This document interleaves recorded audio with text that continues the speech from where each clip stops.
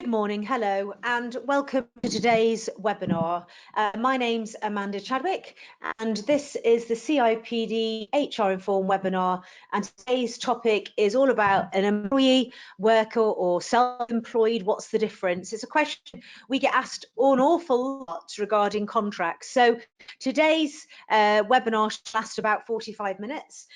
The objectives of today are to, first of all, let me tell you that if you are a client in the jurisdictions of Northern Ireland, Republic of Ireland, Jersey, Guernsey, and the Isle of Man, you're asked to contact our advice service to obtain the information relevant to your jurisdiction.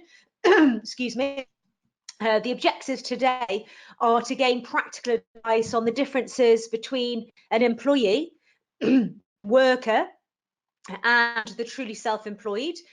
Tests for determining what an employment status is, as you've seen, there's been big news in the press regarding what the HMRC feel is a self-employed person. Very famous case with Lorraine Kelly and contract services. We're going to talk about the other types of individuals in a workplace and the future of employment status. So, excuse me. Employee contracts of employment. So what is a contract of employment? So when I say to somebody and explain it in layperson's terms, and I have all different levels of listening here today, but when I speak to people, I say, if I came for an interview with you and I sat down in front of you, you'd be asking me about me. You'd be asking about my experience, where I've worked before. But then what I would ask you, and what I'm really interested in, is how much you pay me, where am I working, what are the hours, what are the perks and benefits. And this is what we call a contract of employment. So a contract of employment is an agreement, an express, implied, oral, or written, entered into by an employer and an employee, under which they have certain mutual obligations. And the Employment Rights Act 1996 defines an employee as an individual who has entered into or works under a contract of employment, which means a contract of service or apprenticeship. So let's have a look at this. A contract can be permanent, temporary, or for a fixed term. So for a contract of employment to exist, there must be an obligation to provide a personal service. So a contract of employment is indicated but not determined by personal performance, payment of wages, holiday and sick pay, membership of a company pension scheme, and other benefits, PAYE and national insurance contributions, provision of equipment owned by the employer to the individual to enable them to carry out his or her job role. So like a car, for example, a laptop, computers, training, that type of stuff. So employee rights, rules, regulations, rights, implied terms apply only to employees, and employees are often subjected to higher tax. Organisations have vicarious liability for the actions of their employees, and organisations owe a higher duty of care to employees relating to health and safety. So employees really have more rights here than workers and the self-employed. So only employees qualify for employment protection rights such as guaranteed pay, protection from unfair dismissal. So one of the 76 complaints in tribunal. So we've got redundancy payments and the right to notice and time off. Also protection under the transfer of undertakings, so protection of employment regulations 2006. So what we mean by that is when somebody's buying or selling a business, indemnity from their employers on the basis of vicarious liability, protects third parties for damage or injury as a result of an act carried out by an employee in the course of their employment. So an accident, for example, and protection of wages in the event of the insolvency of the employer. So that's what employee rights have. And then what we have is the next segment is workers and personal service contracts. So generally, a worker is someone who works for an employer under the terms of a personal service contract. The Employment Rights Act 1996 defines a worker as someone who works for another under a contract of employment or any other contract, personally provides services and is not acting in a professional capacity or genuine business on their own account. So what do you mean by a key factor really for someone to be a worker? This is a question that lots of people are asking at the minute. Are they an employee? What is a worker? We just had the law change, haven't we, at the beginning of April, where a worker gets an itemised pay slip. So let me explain. The key factor really for someone to be a worker is broadly that he or she must be contracted to provide services personally to another party who's not his or her client or customer, i.e. there's no right for the individual to nominate a substitute to do the work in his or her place. It follows that if the individual is genuinely permitted to delegate the work to someone else, he or she cannot legitimately be classed as a worker for employment law purposes. Because the distinction between employee and worker is not tightly defined, it is often left to the courts and tribunals to decide individual cases. And as we know, there has been much case law in which individuals have challenged their employment status, usually seeking to establish their status is or was that of employee rather than worker. So, for example, in order to bring a claim for unfair dismissal, so we've seen this when, and I've experienced this where people have wanted sick pay, for example, they've gone off with sick pay, they've not got sickness rights, and suddenly they're saying, I think I'm a worker or an employee, and I've got, employment rights here. It's also important to know that in such cases, tribunals not only look at the wording of the contractual documentation, I'll say that again, contractual documentation, and I always say at my webinars and seminars, contract law wins overall, but we'll also examine the reality of the working relationship. So here we've got is a really, we need to make sure we've got watertight contracts in place, and that we do review them. I always say to people, if you're using workers, if you're using contract for services, if you're using 0 hour, if you're using casual workers, when the legislation changes in April and October, put a reminder in place that reminds you just to double check those type of contracts and the frequency of how often you're using those people. So what we need to look at really is basically, it's important that it is important to know that in such cases where somebody is trying to bring a claim for example, unfair dismissal, that tribunals will not only look at the wording of the contractual documentation, but they will definitely look at the reality of the working relationship. So, we know about the Pimlico Plumbers Limited and Anor versus Smith in 2017. Mr. Smith, a plumber, had a written agreement which labelled him as a self-employed operative. After the termination of his engagement, he brought various claims to tribunal, and as a preliminary matter, the tribunal had to determine whether he had been an employee, a worker, or an independent contractor. And so what the tribunal did is they reviewed the circumstances of Mr. Smith's working arrangements. On the one hand, there was no obligation on the company to provide him with any work. He provided his own tools, equipment, and materials. He was responsible for his own tax and insurance cover and was VAT registered. Additionally, he could choose which jobs he took on. On the other hand, he was required to work a minimum of 40 hours per week. He was obliged to provide his services personally, so he couldn't send somebody else in his place. He couldn't turn in today, and he had to wear the company's uniform, and his ability to work elsewhere upon termination was restricted because people, saw him as part of the Pimlico Plumber Group. The tribunal decided that Mr. Smith was, in reality, a worker due to the obligation on him to provide his services personally, remember, not send somebody else in his place, and also taking into account that he was obliged to work a minimum number of hours each week. So the Court of Appeal upheld the tribunal's decision. Another case example to think about, Torif.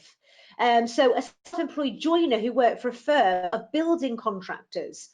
He was held to be a worker despite completing his own tax return and paying his own tax and insurance and providing his own hand tools. So when considering that he worked on this basis exclusively for D Limited and worked a 39-hour week, the Employment Appeal Tribunal held that it could not be said that the was genuinely conducting a business on his own account, which would have made him self-employed. So we've got real big spotlight now on what a worker is, what self-employed is.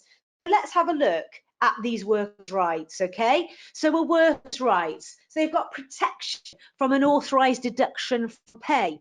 They've got rights in relation to maximum working hours. They've got the right to pay the national minimum wage. They've got a protection from detriments for whistleblower, for example, and they're able to take part in compulsory trade union recognition.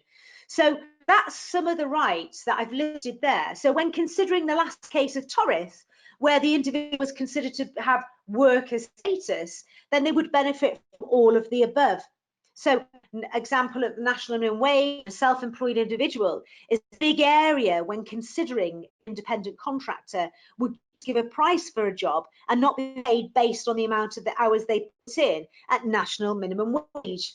Some other rights include breach of contract, for example, promising somebody something and then, not delivering, family-friendly payments if qualifying based on lower earnings limited, and last one, national insurance being deducted.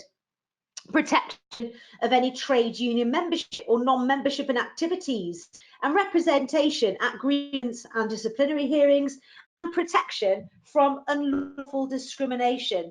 These rights also, of course, apply to what we call an employee. So pure self-employed, so no legal definition of self-employment, but individuals are likely to be self-employed if they decide how, where and when they work. So I'm not working there, I'm not doing that, I choose what I do. They run their own business, so they do work for other people. Not only do they rely solely on you for their income, they are free to hire other people to do work for them. They have several customers at the same time and provide the main terms of equipment needed to carry out work. So this is really, really important. This is pure self-employed. So self-employed rights do people have? So self-employed rights, contractual claims, have a claim for breach of contract through the county courts. So they also have limited protection via employment legislation, except for discrimination.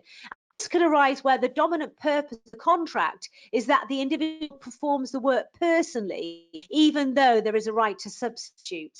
So if any dispute does arise out of an agreement with a self-employed individual, subsequently, what we've got to remember is any claims that they're going to make are made through the county court, different to tribunal. A self-employed individual may be protected from statutory torts such as unlawful discrimination if the dominant purpose of the contract was that the self-employed individual perform the work themselves. Then there is a chance that they could actually bring a claim to an employment tribunal.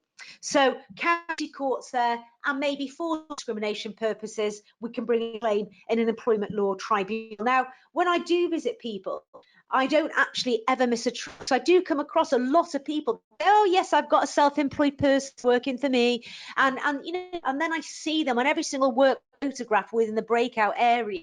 And I think that person's worked with them for a long time. There was one example where a man was even bringing his dog to work. He didn't work for anybody else. He relied solely on them for his income. And the thing is, when your work isn't going great, for example, I don't know, Brexit is going to affect everybody. Hopefully, we're going to do fantastically. But unfortunately, if it didn't, and we tried to lay people off, the first people we're looking at is the people we consider a self-employed individual. So it is about time people got their house in order to determine who's self-employed, who is a worker, who is an employee, because we have to determine their status, because they can be quite costly.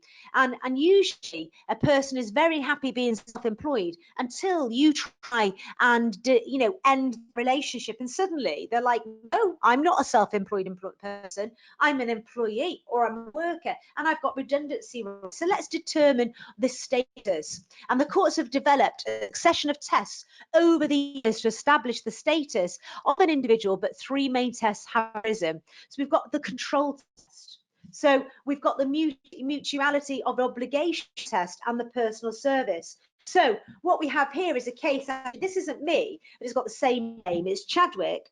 versus Pioneer Private Telephone Company Limited. So a judge remarked upon the obligation required of an employee.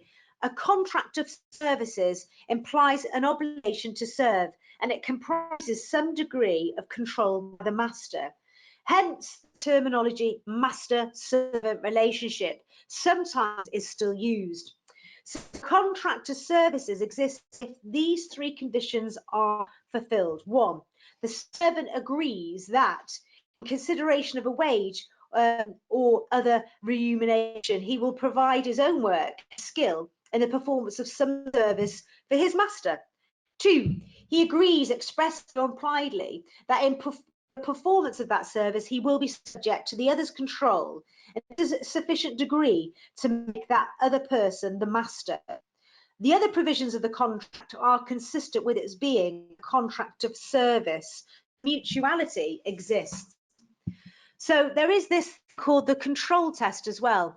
So for an individual to be an employee, the following should apply. So employer controls the day-to-day activities of the employee. Where are you? You start at 9, you finish at 5. The employee has a duty to obey orders on when and where and how to do work. You will do them in the nursery at 9 o'clock in the morning and in that room particularly. So we're describing, when and where and how to do the work. Hours of work are determined by the employer, 9 to 5. Equipment is provided by the employer, and the employee must request holidays, not just take them. And disciplinary action can be taken against the employee. So the control side will be looked at from the outset of the employment relationship as to whether the employer controls all the contractual terms or whether the individual has a right to negotiate or amend these terms. So the question of control will look at whether the employer has a contractual right of control over the worker rather than whether they have day-to-day control over how the worker carries out their job. And this is an important distinction because it could be claimed employers do not have direct control over the way professional or senior workers carry out their daily work, such as surgeons or directors, as these workers are likely to exercise high levels of autonomy. However, in these cases, employers would retain a contractual right to direct the work of the individual.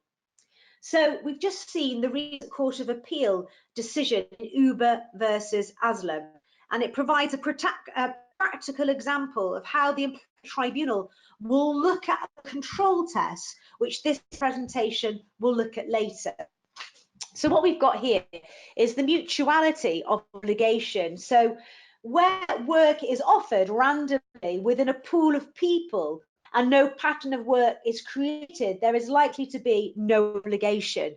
So for an individual to be an employee, the following should apply. The employer is obliged to provide the individual with work. The individual is obliged to take that work and regularly fulfilled expectations of work.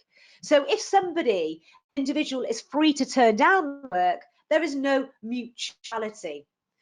So then we've got personal service. So the key factors here, so we've got if the individual must contractually provide the work themselves, they are an employee or worker.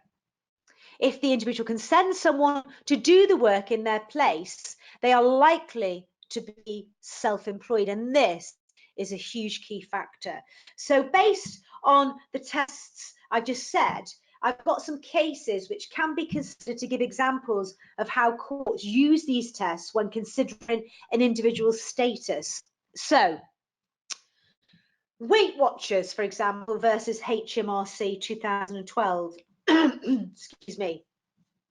So tribunal and self-employed. So Weight Watch leaders were employees because they had to provide personal service. Right to substitute was fettered, and Weight Watchers had control of the meeting. So they told them where the meetings were going to be, what time, they provided all the equipment, everything they needed. And leaders engaged by Weight Watchers signed contracts describing themselves as independent contractors and not the servant of Weight Watchers. They were required to pay their own tax and a national insurance only paid if they personally conducted their own meetings, and they were required to obtain Weight Watchers' specific approval in relation to time, date and place of any meetings. So although the contract contained an express substitution clause, the leaders were obliged to find a suitably qualified replacement if they did not want to lead a meeting. The upper tribunal concluded that the leaders were employees of Weight Watchers rather than self-employed contractors. And the upper tribunal held that the leaders were required to provide their services personally, and that Weight Watchers imposed a high degree of control as they were required to follow Weight Watchers programs and expected to turn up and conduct the meetings at certain times and places each week. So, you know, whilst Weight Watchers had written a substitution clause in contracts, the right to substitute was fettered because leaders were required to find a suitably qualified replacement and show good reason for proposing not to take a meeting. So we've got another example. So we've got, I don't know how to pronounce this. I think it's Quashie versus Stringfellows Restaurant Limited. That's how I say it anyway, in 2012. And what we had is the Employment Appeal Tribunal. So this was about self-employed lap dancer. So a self-employed lap dancer was an employee because there was mutuality of obligation required to provide personal service. Disciplinary sanctions existed and could not refuse work. So lap dancers are generally within that industry understood in, we do have clients that do have lap dancing bars, and generally lap dancers are understood in the industry as to be self-employed. So mutuality of obligation existed because this lady had to turn up pursuant to her commitment to the rota. So there was a rota put out, she had to turn up at the times they suggested. The imposition of fine deductions by agreement implied the existence of an ongoing relationship. So it was a form of discipline built into the contractual relationship consistent with a contract of employment. She could not send a friend to do the work for her, but was obliged to work as directed by the management. She could not refuse to dance for a customer, and for each night she worked, she was an employee. So for me, if I was a lap dancer, you know, the requirement was that I would turn up. I couldn't send my mum, you know, to do the lap dance for me. And, you know, I had to turn up at certain nights and I had to work. So she was considered to be an employee.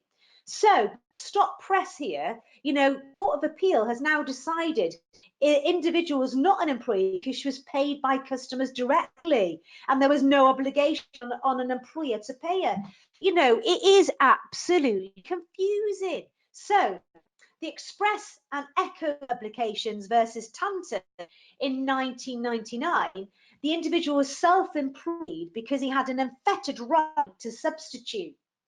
Newspaper deliveries man's contract contained a substitution clause that allowed him to find a suitable replacement should he be unable or willing to render his own services. So the court held that if an individual is never required to provide services personally, he will never, ever be an employee. So this is a good thing to write into something, isn't it? You can send somebody else in your place if you can't work. Again, we've got Auto Cleanse Limited versus Belcher. So you can see there is a pattern emerging. There's more and more of these cases turning up. We've got an independent contractors. So independent contractors were employees because they did not stand to gain or lose in an economic sense. The employer exercised control, there's mutuality obligation. The actual working relationship should be looked at over and above the contract if there is evidence that the two vary. So a group of car valets worked under a contract which stated that they were independent contractors. The contract stated that the valets could send a substitute, that they were not obliged to do work, and that Auto Cleanse was not obliged to provide work. However, the tribunal had found that the individuals were in fact expected to tend work and provide services personally. The individuals had no control over how they did their work and when, and they had no real economic interest in the way the work was organised. So they couldn't source materials for themselves, make them cheap, for example, and they were subject to the direction and control of auto cleanse on a daily basis. There was nothing they could do to make their businesses any more profitable. So no evidence was given during the hearing that there had actually ever been an instance of substitution which permits the inference that no one ever intended it could be done. So although the contract said that there was no obligation to accept work, the individuals had to inform auto cleanse in advance if they were unable to attend. This does not mean that the contract was a sham where parties intentionally set out to deceive. Look at what actually happens rather than what is in the contract. Clear evidence of employment status in the actual practices of the relationship is needed before a term of the contract which negates employment status will be disregarded. So we really do need to have a look at what we've got written down, take into consideration the relationship we've got, and then, as I said, when legislation comes in April and October, always review it and just make sure that you're overusing, that something's changed in the way, in the applied terms, for example. So, and when we think about the gig economy, what we're seeing is a real change. A key feature of recent cases is whether the individual is in a business of their own account. This concerns the method of working, which relies on a network of self-employed individuals to undertake short-term contracts on an on-demand basis. So we've got two high-profile examples of gig economy employers. We've got Uber and we've got Deliveroo. So we've got to think about, if you've never heard of the gig economy, you aren't alone. So CIPD research shows that 80% of people are unaware of what it is. But the gig economy refers to arrangements where freelancers or self-employed contractors enter into agreements with companies, provide services to the company's clients, and then receive compensation for the job or the gig. So it's called, that's what, you know, when you say you're going to do that gig. So that's why it's called the gig economy. So you really are recruiting me to look after your clients, to do the job for you. So there are concerns within the UK that the gig economy, now you know what it's called, employers are classing their workforce as self-employed individuals when they are actually, in reality, workers or potentially employees. So let us have a look at the Uber case, okay? Right, so Uber. So the facts are, Uber considered taxi drivers to be self-employed, meaning that they have no employment rights, and their arguments were the drivers didn't wear a uniform, the drivers could treat themselves as self-employed for tax purposes, the drivers could work for other organisations, and the drivers were responsible for costs of the car. Okay, that is the facts. The Employment Tribunal found that the taxi drivers were workers, not self-employed. Uber controls key information regarding the passengers. So that's where they get jobs, okay? Uber sets the default route and the drivers depart from this at their peril. Uber fixes the fares that they charge. So there's no chance there that they could make a little bit more profit because Uber is taking control of the fare. Uber imposes numerous conditions on drivers, such as certain cars that should be driven. So we've got the business type, for example. The reasoning of the Employment Tribunal was Uber puts its drivers through a rating system that amounts to a performance management procedure. Uber can determine rebates without involving the drivers. So if I complain about an Uber driver, then they can give the rebate back to me and ask the driver for their opinion. Uber accepts the risk of loss, such as fraud by passengers, and Uber can amend drivers' terms unilaterally.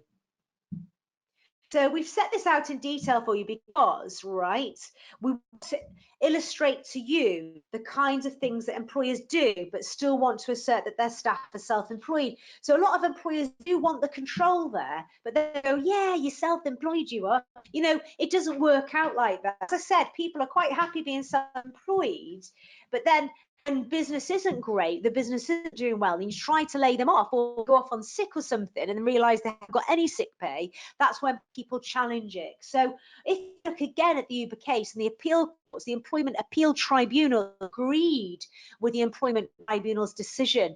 The ruling was also later upheld by the Court of Appeal, and Uber have actually applied to appeal to the Supreme Court.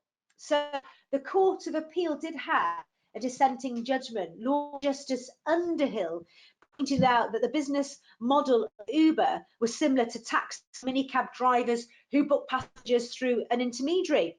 Previous employment law cases have confirmed that in these relationships, the driver is self-employed, and even though Uber was on a much larger scale, there is no reason why they could not be seen as a booking intermediary. This argument could be highly persuasive if the appeal to the Supreme Court is granted. Interesting, isn't it? You know, I would just like it clear cut, please. So casual workers may be classified as employees where global umbrella contract of employment deemed to exist to span periods where the individual is not working. A short-term contract are deemed to exist, and these contracts will usually be fixed term in nature. So if they are not deemed employees, casuals will normally be qualified as a worker. So where there are a succession of short-term contracts, it does not always mean that a global contract of employment exists. So nor does it always establish continuity of service. So generally, casuals will not be held to be employees due to the lack of mutuality of obligation. There's no obligation to provide or accept work, but again, fall into the category of worker for the purpose of workers' rights, as detailed before when I was talking about it. If the casual workers are classed as workers, they will also be protected by discrimination legislation. And then we have got 0 hours. So I say to people that come to my seminar, I speak for the National Association of Students, and those people that have been to uni or been to college and about to set up their own business, or anybody who's set up their own business, I don't think anybody tells you, do they, that there's loads of different contracts out there. So let's get to 0 hour staff.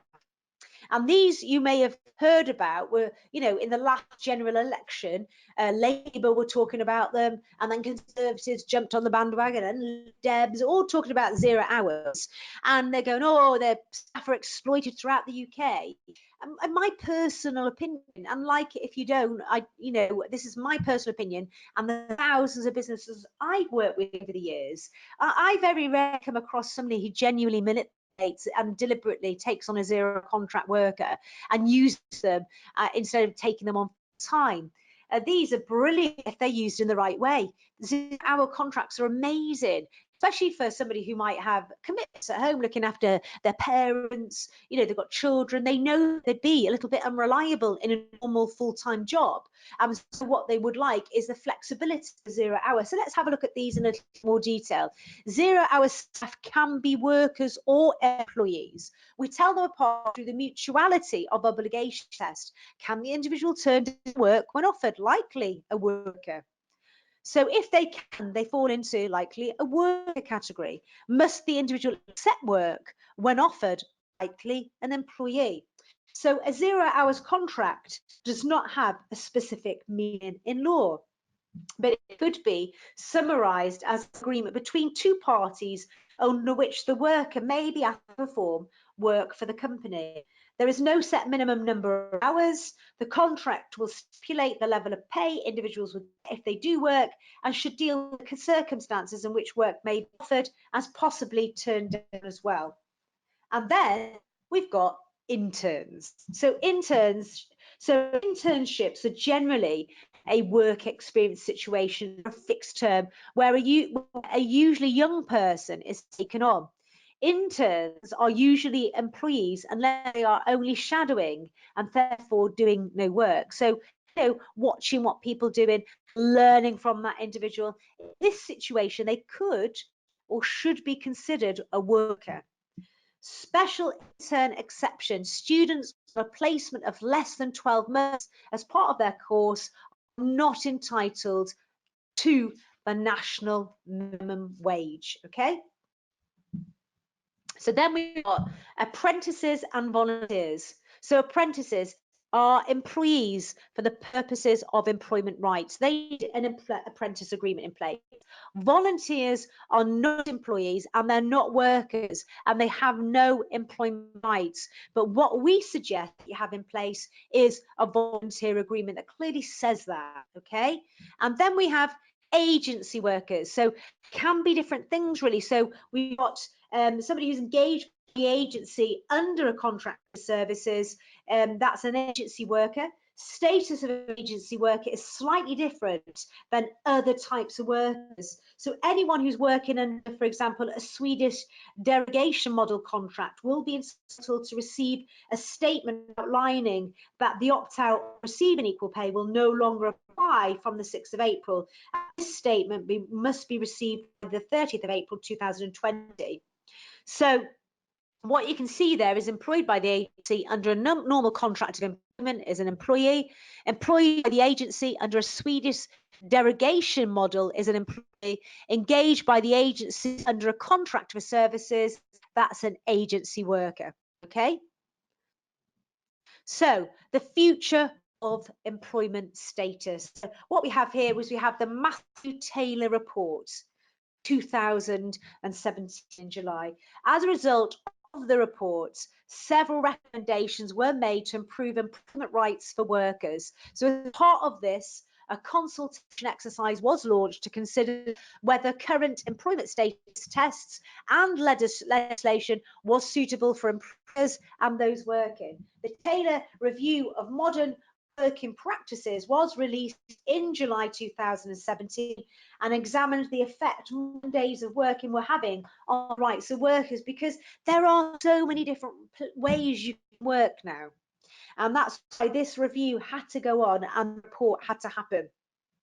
So the future of employment status. So what has come out of this is the Good Work Plan. So this was on 2018. So in the Good Work Plan, a response to the Taylor Review of Modern Working Practices document, the government announced they would introduce a number of additional rights to workers. So these include, as I said earlier on, a right to receive a payslip from the 6th of April 2019, the right to receive a written statement of employment particulars to all workers who start work on or after the 6th of April 2020, the right to request a more stable contract, not yet confirmed though. So the right to request a more stable contract will be introduced for all workers who reach 26 weeks service. So currently there is no known implementation date for this new right, but I think it's a really good idea. So that's what's come out of that. And the Good Work Plan, December 2018, there is new legislation to be introduced to clarify current employment status tests. So it's to be made clearer for us anyway. Updates to be made to existing guidance and online tests which are made available to determine status. So there's no known implementation date as yet, but it is likely a further consultation will be carried out to shape the new legislation. So as I'm speaking to you, remember on CIPD HR Informed resources, there are employment resources on employment status, 0-hour workers, agency staff. There's even case reporting. And so you can actually read in detail on Uber versus Aslam, how-to guides on managing employees and workers. I do apologise that this is such a very formal webinar today, but there are good questions that you want to ask me. And what I'd suggest to you is that you email in at events@hr-inform.co.uk. My name is Amanda Chadwick. Follow me on LinkedIn. I'm on LinkedIn. Make sure you get the right Amanda Chadwick. If you want to attend any of my seminars, which are generally, an overview in 3 hours, I talk about also a very hot topic at the moment, well-being and stress, depression. If you want to attend any of my web seminars, get in contact with events at hr-informed.co.uk. They'll be able to tell you who I am and what I'm up to. And if I'm in your area soon, I can also say, if you require a speaker at one of your events, please contact again myself or CIPD HR Inform. But if you'd like a trial of our services and see all our demos and have a free demo, contact us on 0332 207 5658. Get us on hr-inform.co.uk. And remember, if you are a CIPD member, you actually get 50% off our service. So I'm not great sometimes organising myself, but this is a step-by-step guide on CIPD Inform for everything I've spoken about today, and also help with, not everybody's great at grammar either. You can also have your letters written, print off letters, and have access to lots of great ways within your business contracts and solutions as well. Remember, go back to basics. Don't have too much in there. Make it work for you. And once you're confident with your policies and procedures, you're confident to deal with certain issues in work. Remember me, my name's Amanda Chadwick. Thank you very much for listening to me today. I hope you found it useful and interesting and factful, and hope to speak to you again shortly. And goodbye from me.